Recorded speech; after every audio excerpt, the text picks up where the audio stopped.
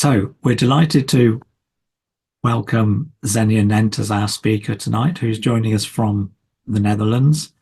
Xenia, you may be familiar with as a regular attendee at our meetings, and she spoke to us before on the topic of René Magritte. Xenia studied psychological astrology at MISPA and has been exploring the newly discovered dwarf planets with Alan Clay, the astrologer, since late 2020.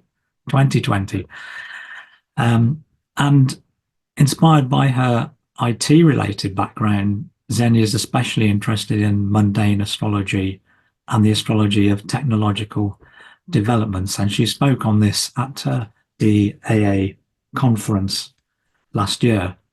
So tonight, Xenia will be talking to us on dwarf planets and information technology. So nice to see you again, Xenia, and over to you. Yeah, thank you so much, Chris, for the lovely introduction. I'm so happy to speak at this society because this is a topic which is really dear to my heart. It might be a bit niche, but I'm also so happy that all of you have joined me tonight. And just let me share my screen. All right. Can you see my screen? Yep, that's it. Okay. So you can see here it's a picture of a server room, but don't worry, we won't be talking about server rooms. I thought it's just a nice picture. And maybe in terms of my accent, I lived in Germany for many years, and this is how, it just influences the way I speak. So if I have some weird pronunciation, please bear with me, just in case. All right, but we are gonna start. Just let me see. Just let me move something around here. Yeah, well, this lovely person who made some significant contributions to the history of IT. And as people may know, she's Ada Lovelace. She's Lord Byron's only legitimate child, but he was not much of a father in her life. He left country soon after her birth and died a couple of years later. But her mother had a talent for mathematics, and she educated her daughter accordingly because she wanted to prevent Ada to get the romantic ideals of the nature of her father. So she really focused her education on mathematics and logic. And this was quite unusual for a woman back then. So yeah, that was also quite interesting how the way she was educated. So for example, when she was 12, Ada devised a flying machine. And a couple of years later, she met Charles Babbage and later became his protege, and they worked together. And again, sometime later, she translated Italian mathematicians Luigi Menabrea's article on Babbage analytical engine. And she added so much content to this translation that this can be considered actually a work of herself and work in its own right. And this is why she's considered to be the first computer programmer. And while Babbage believed that a computer could only do like number crunching, she believed in the multi-purpose functionality of the computer as we have today. For example, she believed that music could be digitalized or rather translated into numbers. So this is, quite extraordinary, I think. And before we come to her chart, I've taken a look at it, and I've discovered that there are 3 dwarf planets featuring prominently in her chart. So firstly, I'm gonna have a little introduction on the 3 dwarf planets, and then we will come to her chart. And the first one is Makemake. Here you can see like a petroglyph or a stone plastic of him on the Rapa Nui Island or Easter Island, and he's depicted in bird form. Discovered in 2005. The diameter is a bit smaller than Pluto's, but the orbital period is longer, so 306 years.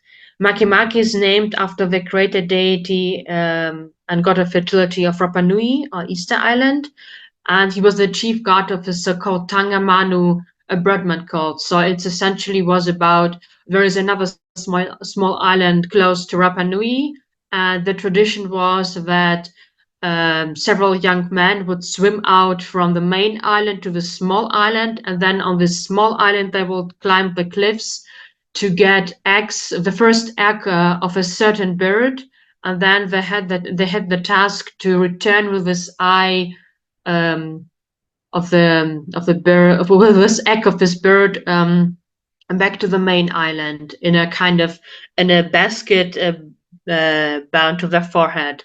And it was a really dangerous ride, because there were sharks in the ocean, there were of course waves and storms, and they could also fall off from the cliff. So it was really dangerous to do this. And from this meaning, and here I'm following the meanings developed by Alan Clay, with whom I have studied.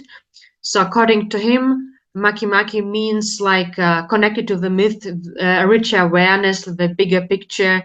It's experimental and practice-based, mastery of a system of an enterprise, creativity, competition, this collective culture as is also mirrored in the myth, but also an aspect of recklessness is possible. All right, let me come to Varuna. So you can see a depiction of Varuna. Discovered in November 2000. It's relatively small actually, but again, it has an orbit longer than Pluto, which is 279 years. And Varuna was one of the oldest deities mentioned in the Vedic texts, a kind of primordial creator deity, and with a special connection to water. He had metaphorically, maybe also literally, 1,000 eyes. And because of this, he sees and knows everything. It's an all-powerful entity behind everything, kind of similar to the force we in the West call God, connected also to moral law, and this way to community affairs, but also lots of sovereignty as power in its own right without the need of control or support, and also indicating to becoming a sage or a genius in some area, and therefore also not ability, but also possibly the shadow side of it. So the incompetence and blaming others for our own mistakes could also be a signification of Varuna. And by the way, those numbers in brackets, Varuna is 20,000. It's like the official astronomical number. So if you want to go to Astrodienst and look maybe where Varuna or one of the other planets is in your chart, then maybe just you can go to the, I think it's called additional factors, and then they call it go to the asteroid section, and then you can alphabetically find the dwarf planets and also lots of asteroids. All right, and before we come to the chart, let me also speak of Aries. This might be a bit more well-known myth, discovered in January 2005, and is almost as big as Pluto, but in much longer orbital period, 559 years. But although it's smaller than Pluto, Aries has 27% more mass than Pluto, so this is also quite interesting, smaller but heavier. And she's the second largest known dwarf planet, well, after Pluto. And Aries was the Greek goddess of strife and discord. And I think it's quite fitting because the discovery of Aries kind of, she called Pluto being downgraded from a real planet to a dwarf planet. And although he, of course, remains important in astrology, his official rank kind of changed. So this is quite fitting with the myth. And as people may know, the myth goes that there was a wedding where all gods and goddesses were invited, except Aries, because people didn't want her because she was, well, the goddess of strife and discord. And she appeared anyway with a golden apple. There was an inscription of this apple saying, for the most beautiful one, and immediately the goddesses starting to argue according to the myth who is the most beautiful one. And then Paris, a mortal man, was appointed to judge. And then Aphrodite told Paris that if he would kind of crown her the most beautiful one, then she would give him the most beautiful mortal woman, who was Helen of Troy. This is how the Trojan War actually got started. So Aries might mean this aspect of strife and discord, but not necessarily, she not necessarily causes the strife, but reveals rather by shining the light on the need to change. The discord which is needed for growth, because change can sometimes or only happen only through back and forth between the opposing points. And here I found an interesting connection to Hegel's dialectic. Maybe if you remember, there is this concept of having a thesis, so one thing, and then you can have the opposite of it, the antithesis on the other hand, and then you have the synthesis, so kind of the new third part coming from the first two. So I think this is also the concept which applies here. And now let's look at Ada's chart. We have a Rodin rating B, which is not too bad. So firstly, we have Venus, Jupiter, Varuna conjunct in Scorpio, and it's a time chart, so it's in the 7th house. So Varuna's influence is magnified by Jupiter's influence, I think. So mastery, notability in terms of relationships, which is Venus, but not only romantic ones.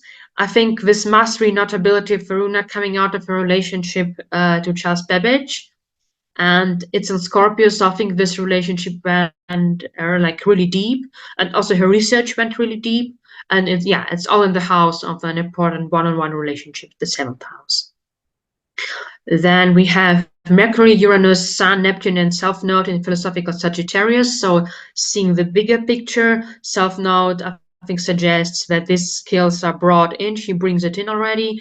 Neptune might stand also for her creativity when developing those ideas, but also like an almost psychic receptivity for new ideas.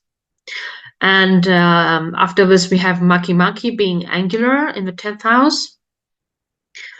For public persona, I suggest that her creative mastery of a system of an enterprise applies here as well, because she devised literally a new system, literally envisioned how a modern computer might work. So I think that's quite notable. And we have also Aries together with Saturn in the 11th house in Aquarius. So authority, structure, responsibility in Aquarius, going new ways, creating, I think, new structures of thinking. Aries, maybe the new ideas, creating discord, need for new thought paradigms. And I believe this within the group of like-minded people, maybe other researchers, because it's the 11th house. So yeah, this is Ada Lovelace. And let's do a jump in time and come to the next person, Alan Turing, who is considered to be the father of theoretical computer science and also of artificial intelligence, AI, because he formalized the concepts of an algorithm and computation with the so-called Turing machine, which can be considered a model of a modern general-purpose computer. And Turing machine, is essentially a mathematical model defining a machine able to manipulate symbols on a stripe of tape according to a set of rules. And you notice this is a really general description, because it could be basically anything. And because it was capable of implementing any computer algorithm, basically, doing lots of different things. And as people may know, he had an immense and a crucial role in decoding the messages of the Nazis. And this, of course, enabled several victories for the Allies. And it made actually the war shorter and saved lots of human lives. So this is a direct impact of his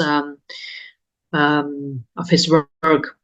And there was, of course, also a tragic side to his life, because he was persecuted for his homosexuality. According to the laws of the time, underwent chemical castration, and his death circumstances are kind of debatable. It's not really known if he committed suicide or not. Finally, at least this is what I have found doing my research. And before we come to the chart, I would like to introduce Sedna. And here in the picture, you can see the pink circle is the orbit of Pluto. Inside are the inner planets, the usual planets, and red is the huge orbit of Sedna. But Sedna is a bit smaller than in this picture. It's just a picture, basically. But the orbit, is really big. And she was discovered in November 2003. She's probably relatively small. It's not quite clear because she's so far away, but her orbital period is definitely very huge, more than 11,000 years. Compared to Pluto's around 248 years, which is just tremendously huge. And there is some mythology around Sedna. She comes from being an Inuit goddess of sea and marine animals. And there are several versions of the myth, but essentially Sedna was supposed to be, before she became this goddess, she was supposed to be just a normal, well, beautiful girl.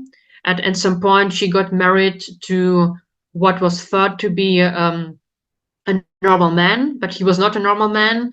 It comes from the shamanistic worldview of the Inuit people.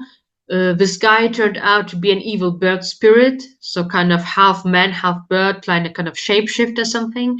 And he did treat Sadna really badly. And when her father learned about this, he set out with his boat to rescue Sadna from her husband, to bring her back home. But the evil bird spirit saw that, and he caused a storm in the sea, causing the father trying to appease the evil bird spirit, and the father threw Sadna from the boat into the sea, into the ocean. And now there are also different versions. Some say it was so cold when that then Sadna was kind of clinging to the boat. If it was so cold that her fingers froze off, and yeah, she lost her fingers and she sank to the bottom of the sea. Another version is kind of even more gruesome, saying that her father actually took a knife and he cut off her fingers, causing her so that she couldn't get out of the boat anymore. And yeah, so this is sounds not very nice. But I think the point is that after she sank to the ground of the sea, she kind of got transformed and she became this powerful goddess of the sea, and also known as the mother, the mistress of the sea. So yeah, she underwent a personal transformation after her trauma, basically. And this is where Alan Clay developed the meaning that there's a much bigger perspective, as there was a bigger perspective to Sadna's suffering, that afterwards that she became the sea goddess. It's a spiritual perspective more so than the one of the inside planets, going away from the ego to impersonal, transpersonal energy, this very slow growth and elimination process, evolution of consciousness, and sense of place in the evolutionary cycle. So really about big developments, evolutionary developments. And also Ella noted that Sadhana's discovery coincided with the emergence of so-called neural networks, which are the basis for machine learning and therefore for artificial intelligence, which is a new form of intelligence. All right, so this is Sedna, and don't worry, this will be the last dwarf planet which I would introduce before we come to the chat of Alan Turing. So Orcus, and discovered in February 2004, kind of about the half size of less than half size of a Pluto, but similar orbital period, so 245 years, named after the Etruscan god of the underworld, and who was also punisher of broken oaths. And oaths used to be very important in this culture, so Greek, Roman, Etruscan. You would swear an oath connected to a god or a goddess, and if you would break the oath, this would be really you would be punished really badly, was the belief. And from this mythology, the meaning is derived, so accountability for thoughts and actions, so being either perpetrator or victim of schemes, issue of keeping promises, but also shamanic transmutation of shadow into light, on also deep investigation, bringing truths to light, or also sometimes whistleblowing. Just a moment, I'm going to move something here. All right.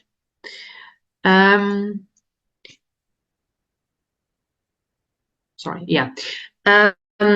Let's look at Alan Turing's chart, Rodin rating A, which is pretty good. It's a time chart because, so we have a birth time. Similarly to Ada Lovelace, he has an angular Makimaki, in this case, conjunct ascendant, so how he meets the world. So Makimaki, I think the meanings come in here, rich awareness of a bigger picture, experimental and practice-based, mastery of a system or an enterprise, creativity, but Gemini also relation to technology, and even more so with Aquarius. where he has Uranus. We have also Pluto conjunct Sun, although not in the same sign, so I think speaks for a powerful personality, magnetic personality. Well, Uranus conjunct the MC in Aquarius, although it's like slow moving, I think it's quite speaking. He's basically famous for contributions to technology, and that shows in his chart. We have Sedna, the one with a big orbit, if you remember, closely conjunct the North Node. So it was like a fated development that had he contributed to AI, he did all his work which shortened the war and so on. So contributing this way to evolutionary development of a bigger picture, and also contributing to a paradigm shift in terms of what is intelligence, which is the case with AI. But we have a closer conjunction with the North Node with Orcus. And I was actually surprised to see this one, that because it could mean that maybe transmuting shadow into light was kind of the work of his life, because he was able to do all of his achievements despite the challenges connected to his homosexuality. And well, due to the loss of the time, he made some amazing contributions. And his case maybe also brought not so nice truths to light or into memory when he was pardoned, I think in 2013, and he was kind of absolved of his alleged kind of crimes of homosexuality. So yeah, this happened after his death, but maybe still very symbolic. Would be interesting also to look at the transit for this to this chart. Okay, now I have for you the first computer virus, because I thought this might be also quite interesting, because it happens that computers catch viruses, and it started at some point. 16th March 71, it's a noon chart. It was actually, the first virus was intentionally developed by a research company called BBN in Cambridge, Massachusetts. And it was still during the age of ARPANET, the earliest version of the internet, and was actually designed to be a security test to see if such a self-replicating program was possible. And the first virus was a worm, so a type of virus that replicates itself, so kind of makes copies of itself, and this way spreads to other systems. And yeah, it was experimental. There was no bad intent, and it actually didn't cause any harm. But all it did was display the message, "I'm the creeper, catch me if you can." But I think it still freaked people out, because nobody had an idea what a computer virus was back then. And yeah, it made people pretty scared, I think. And we will see it also in the chart. But before, another dwarf planet which features here prominently, and it's Gong Gong. A bit funny name, but here you can see the ecliptic. Pink is again Pluto's orbit. Green is Aries. We spoke about her before, the goddess of strife and discord. And yellow, this was an earlier name for Gong Gong, but it is Gong Gong essentially. Discovered in July 2007. About half of Pluto's size, but again a bigger orbital period of 554 years. Named after the Chinese water god Gong Gong. And Gong Gong was depicted as a being with a serpent body, but a red-haired human head. And now there is, he's a bit ambivalent in terms of mythology.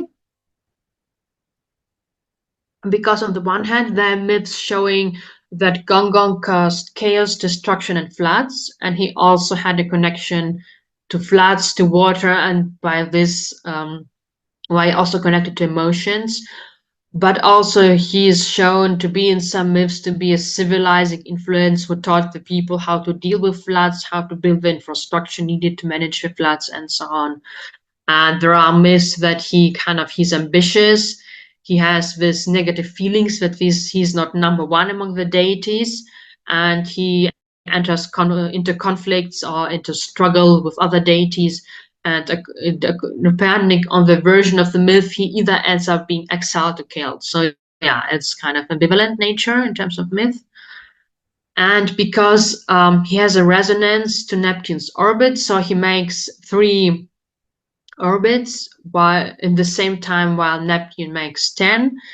Alan Clay suggests that Gong Gong is a kind of spiritual wizard, so he's connected to spirituality, but also to emotions and intellect being in harmony, and coming from the floods, also to floods, interestingly, to literal floods, but also to floods of insight. And the Sabian symbol of the discovery chart speaks of a crowded marketplace. And marketplace, in a way, it's a kind of system or a place where emotions flow, where people connect, where people exchange different goods. And we will see that also in the different charts where Gong Gong features. All right, so the first computer virus, which scared people, has Moon in Scorpio, not surprisingly, because Moon is mundanely the people. So it's people who are scared, one of the significations of Scorpio, but also it's a noon chart, but possibly it's a more or less angular Pluto, which is also quite interesting in the Scorpio Pluto energy. Saturn has quite a few connections, and also Mars and Capricorn being the reality check, because they wanted kind of, to check what happens if we create this kind of program, this kind of virus, what would happen then. We have Venus, Gong Gong, and North Node in Aquarius. So it's an innovation Aquarius, which brought a flood of insight, something new kind of from the marketplace of ideas in terms of, but also this emotional aspect, because it's emotionally touched people. And it has also this relationship aspect with Venus, because it was sent to different computer users. And I think this is the Venus aspect, the relational aspect. And we have Mercury, Chiron, and Eris in Aries, which brings in the aspect of strife and discord, but also with Chiron a sense of wounding. But of course, it was also a pioneering idea. The computer virus was just appeared like that. So a bit of an Aries way, a bit of a pushy way. It just appeared there and showed that message, and the creeper, catch me if you can. So I think this is also quite fitting with Aries. Let's do another jump towards our own time and look at the first commercially successful personal computer. This is how it looked like. As you notice, there is no monitor, no keyboard, because it used the front panel switches for input and the lights for output. So quite different from the modern computer. It catalyzed the rise of microcomputers, or like small, relatively small computers, which are like personal computers today. Because before, the industrial computers used to be really, really big and very expensive. And you can see on the slide, you can see the price. So it was not super cheap, but also kind of affordable if you, I guess, if you had the money or saved up for it. So it was kind of possible to buy it. It could do the basic computing functions, running programs, processing data, do calculations, and developed by a company called MITS in Albuquerque, New Mexico, and went on sale 19th December 74. So it's a noon chart again. So the chart for the little computer. We have Sedna, so one with a big orbit opposite Uranus, which is a longer transit because they're both slow, even Uranus, although he's much faster than Sedna. But yes, Sedna being the bigger picture, the destined development, and Uranus being the innovation of technology. And yes, in this case, Varuna conjunct South Node. So there is kind of a mastery of the issue already coming in or being brought in, because I think there were lots of other computers already being built before. So that all came in, all this knowledge. And we have Mercury conjunct Sun in Capricorn. So Capricorn, personal computers are here to stay. And maybe there was a quote attributed to Thomas Watson, a president of IBM in 1943, I think, he's supposed to have said, although different sources are saying it's debatable what was the message and who had said it. He said, I think there is a world market for maybe 5 computers, which has proved to be definitely really wrong, because yeah, everybody, or almost everybody, has a computer, and this is just yeah, became so basic, and so basic for so many people worldwide. And maybe Moon might be a Pisces, but maybe not. If it's an Aquarius, it would be also quite fitting. But together with Jupiter, it could mean that it was popular with the people, or at least with a target audience, because it was eagerly bought by many computer enthusiasts who wanted to build with it and do stuff with it, and it was also quite popular with them. And similarly, as we looked at the first computer virus, let's look at spam, because there is also a little interesting story how spam came into being. And of course, the term comes from Monty Python's sketch from Flying Circus, where someone says several times like spam, spam, spam, spam, spam, meaning like being this flood of the same word, flood of something which is not wanted, and this is essentially the meaning of spam as well. So it was sent to 393 users of the so-called ARPANET, which is the early version of the internet. And essentially, it was all set up by a guy called Gary Turk, who was a marketing manager at the company called DSC. And the message was essentially about a sales event showing the DSC's new computer models. And we have actually not only a date, 3rd May 78, but also a time, 9:55 PDT. And I've done some research in terms of place, because according to Wikipedia, DC, their base in the Pacific time zone is in Palo Alto, so I assumed it's probably makes sense if a place is Palo Alto. So sometimes I had to do this research to find actually the place or the time of the day. And yeah, it was also quite exciting, and it received negative reactions. People were scared because this message was just appeared there on their computers. It was unexpected, and nobody knew what that was about. They were really surprised. It's not like today where people know what actually spam is. And there were lots of complaints. One user even is supposed to have said that the spam mail broke his computer system down.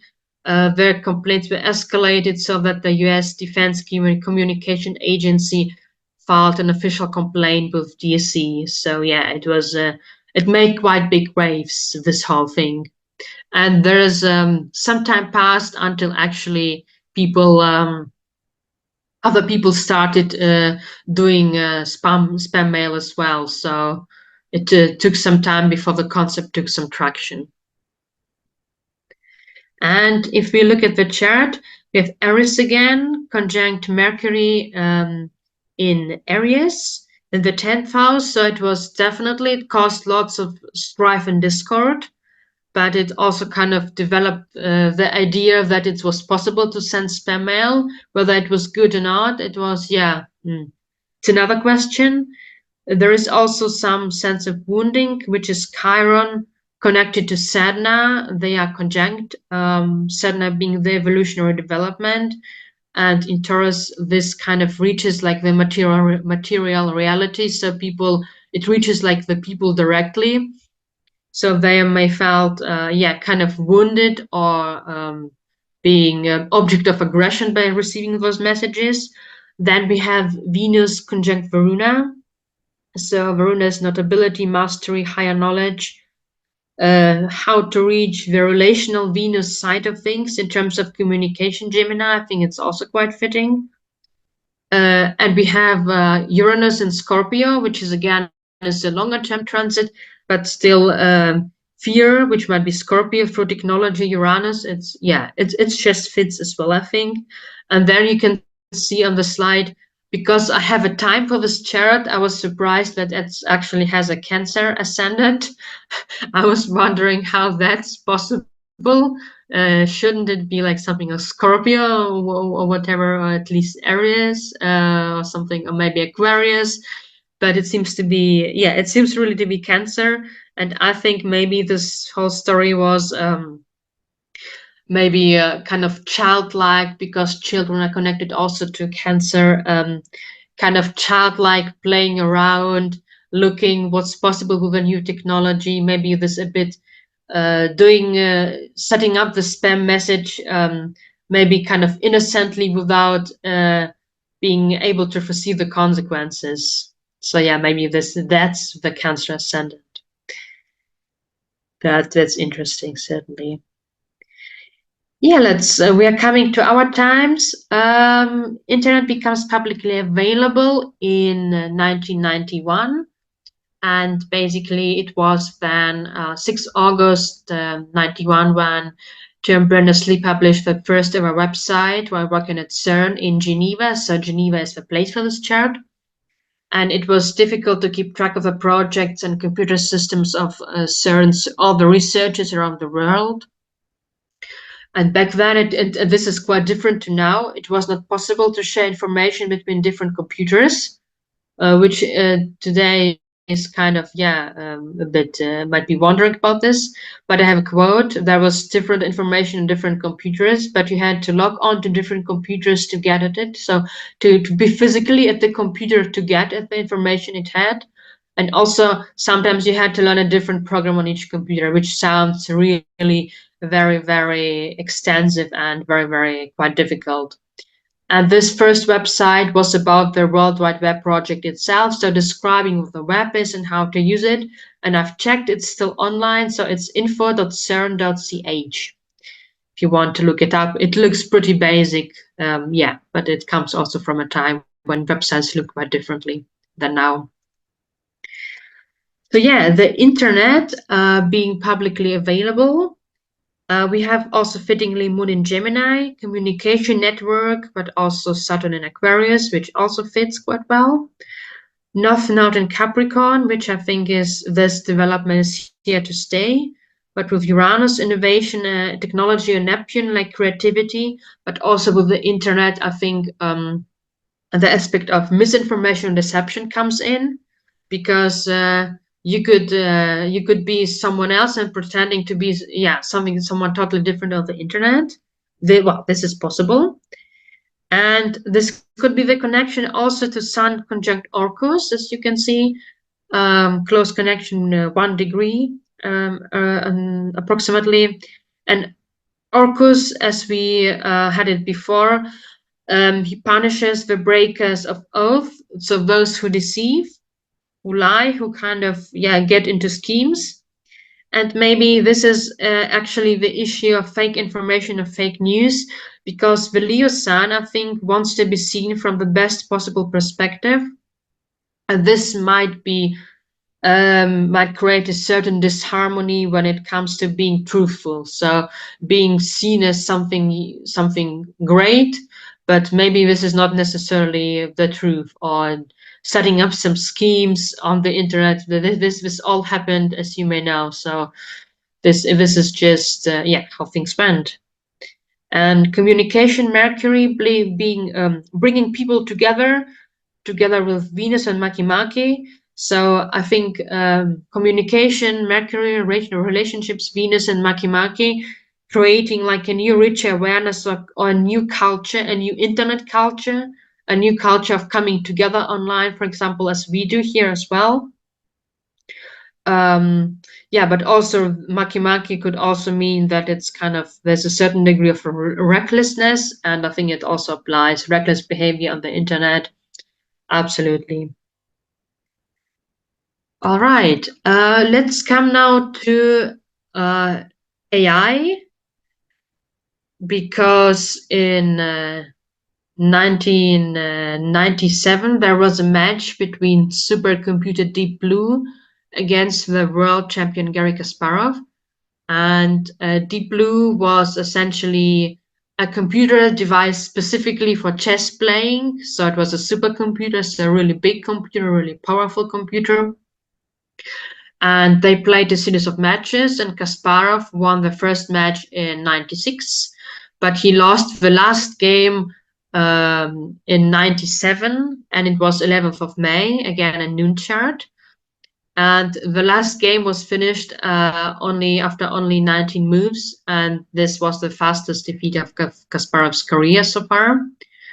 And yeah, this victory of the machine is obviously a milestone in the development of artificial intelligence. However, the sources I found, they say that Kasparov's play was not at its best. But anyway, the machine won, so officially this is the way it is. Okay, so we have again Aries featuring prominently, conjunct Saturn. It's the same constellation we have in Ada Lovelace's chart, but she had it in Aquarius. Here it's in Aries. So this called Aries, in terms of authority Saturn of the human mind, I think is undermined here. This could be the meaning.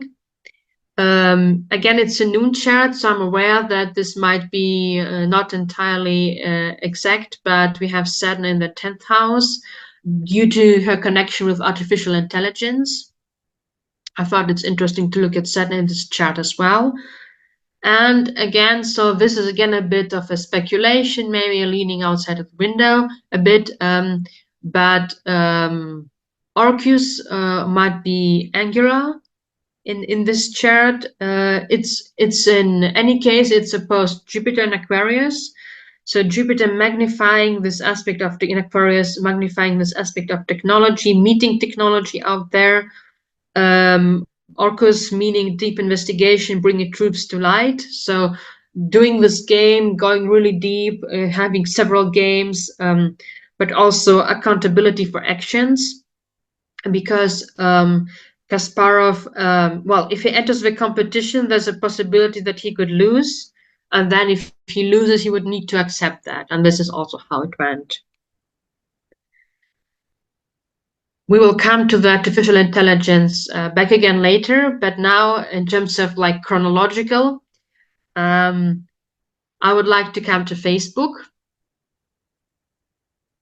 And Facebook was launched in 2004, but before Facebook went online, there was an earlier version of it called FaceMesh, and it was it allowed users to compare people's faces, which was not in a very nice way used by the male students to compare like female students with each other, like who is hotter or something like that. And obviously this was not so nice thing to do. So the university administrations threatened Zuckerberg with expulsion from Harvard, and the website was shut down.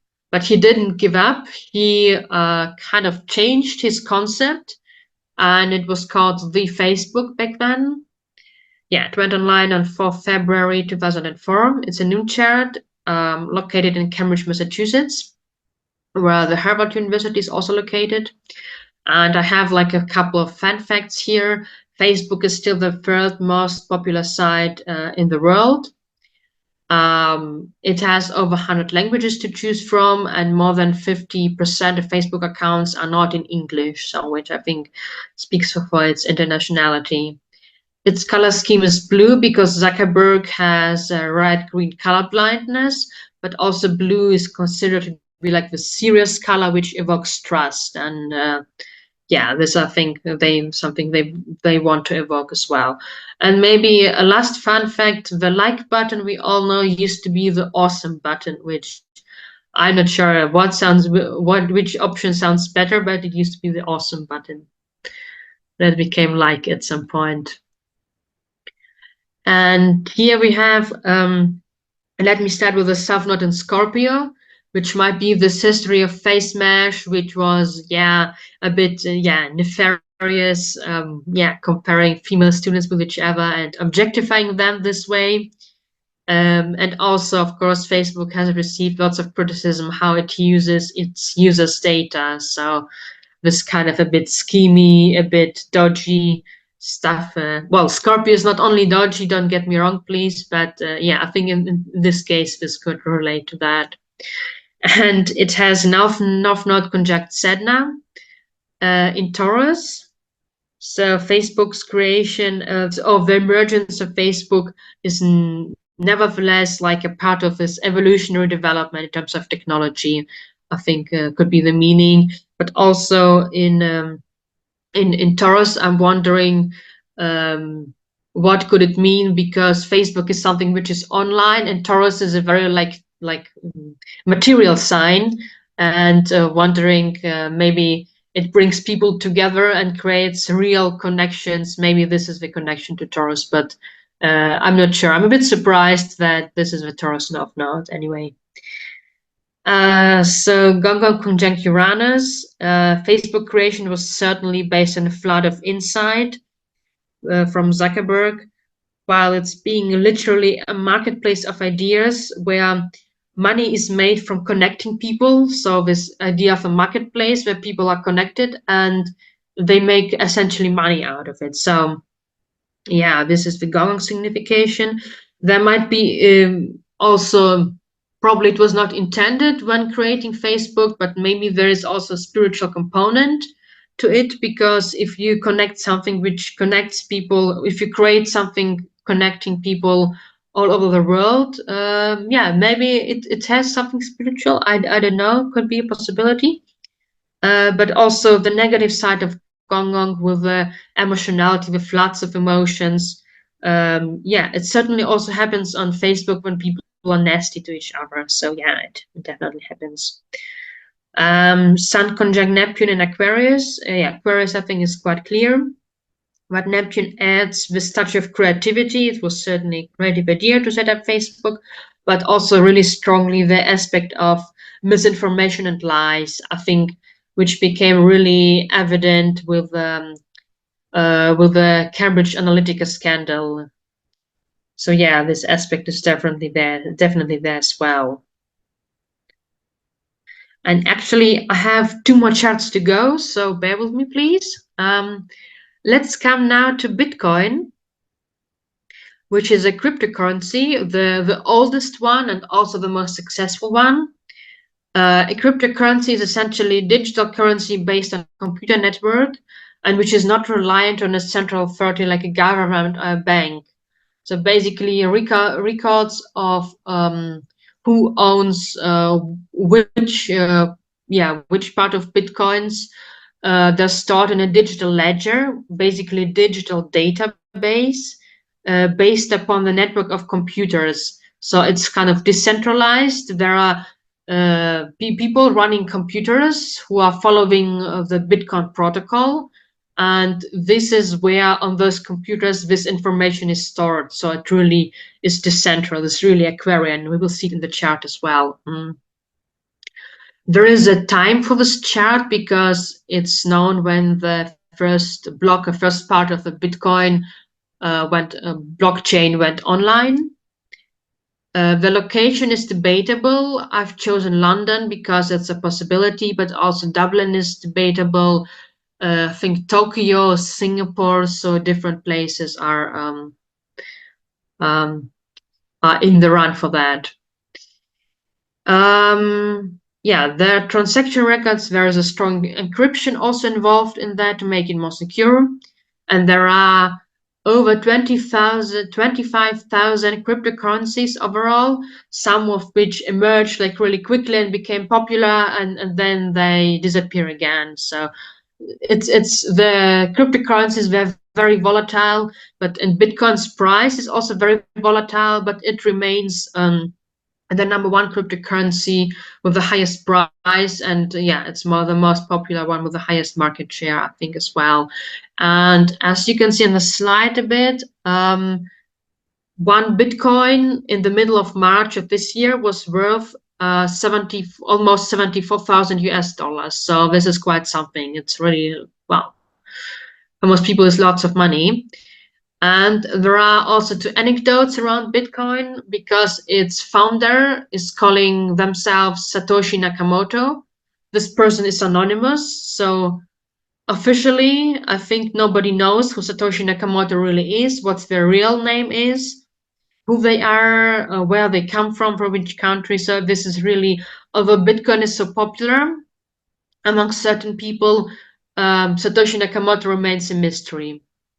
And there is another anecdotal thing there, because the 22nd of May, so in 20 days, it's the so-called Bitcoin Pizza Day, because in the year 2010, a guy called Laszlo Hanyes thought he wants two pizzas, and he found some place where he could buy the pizzas for Bitcoin. So not only for, I think it was in Florida, so not only for US dollars, but also for Bitcoin.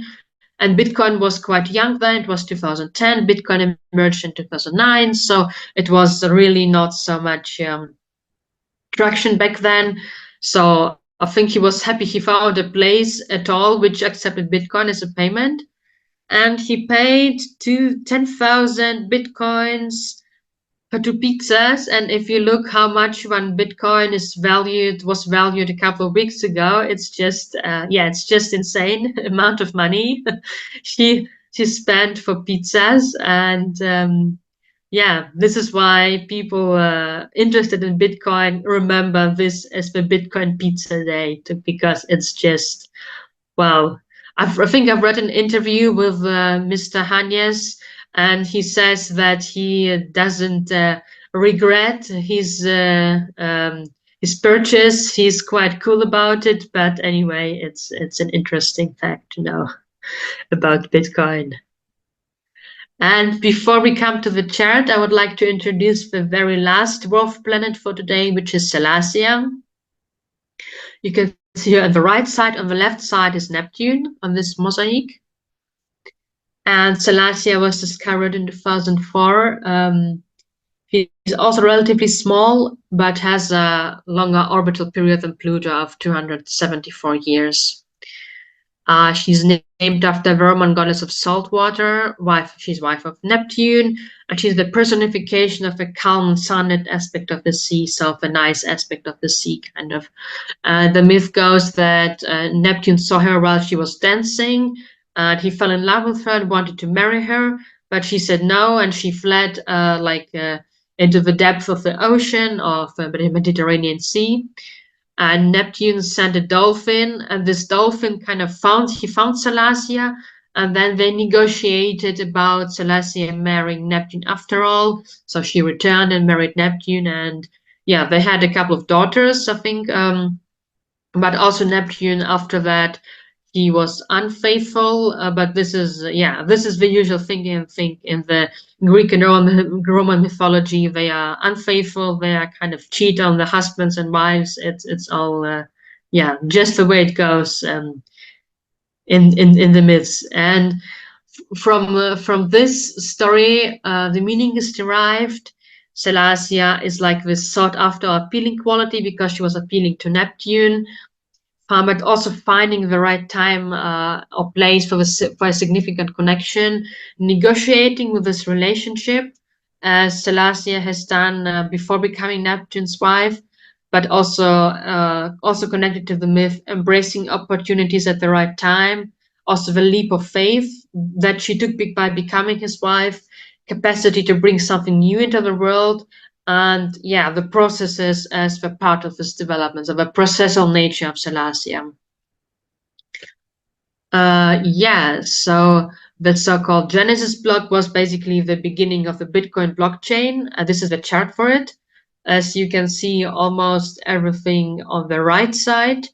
This big stellium in Aquarius, which is just so fitting. This, it just speaks for itself, I think, almost. But also, Pluto conjunct Mars in Capricorn, so powerful action in the long run. So Bitcoin is still around, it's still pushing through, still going through compared to some other cryptocurrencies. Stellium in Aquarius was kind of to be expected. I think it's extremely technological thing, but then we have at the end of the stellium, we have Gong Gong conjunct Venus. And think Bitcoin's creation was combining several already existing concepts requiring, like, again, a flood of insight, which is Gong. In terms of the concept of a marketplace, it literally created a new market. So the one for cryptocurrencies, but also floods of emotions. People are also connected in the Bitcoin community. Among the Bitcoin enthusiasts, they're also connected emotionally, since they really like the idea that having this cryptocurrency with no bank authority, no government authority, those quite libertarian views, which I think might be also quite Aquarian in a way. Although this is interesting in the 0 degree of Pisces, actually.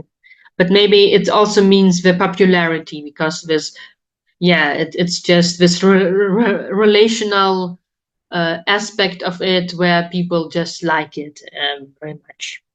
And we have Salacia, which we just spoke about, conjunct Uranus. Bitcoin as a desirable and sought after, which is Salacia technology. It's appealing to many people. It came in actually at the right time, which is also meaning of Salacia.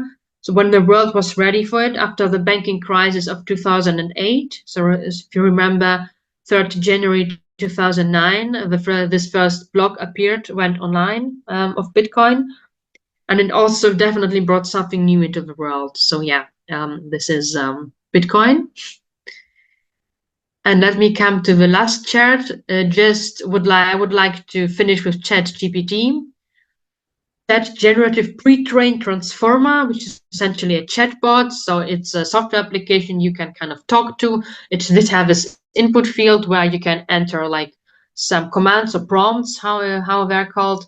And it's a kind of it's an example of generative AI, which is basically says what it means, what it says, AI for generating text, images, videos, or other data, which is pretty Gemini, I think.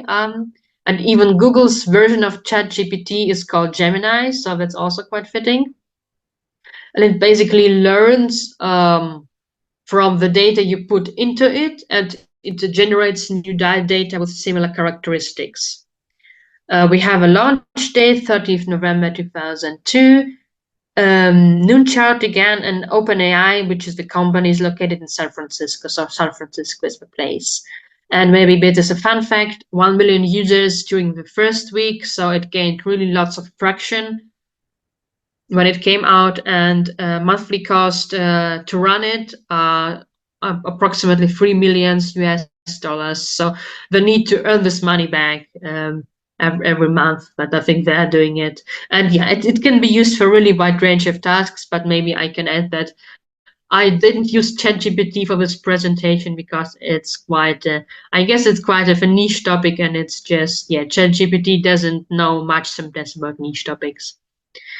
All right, the final chart, noon chart, again, I take into account the possibility that Saturn might be possibly rising, because I think Saturn is seems to be important in these charts we had in this presentation, because it adds an element of stability to this Uranian nature of technology. So if a technology is about to stick around, it needs Saturnian influence to actually persist and not to just disappear as a one-day hit, so to speak.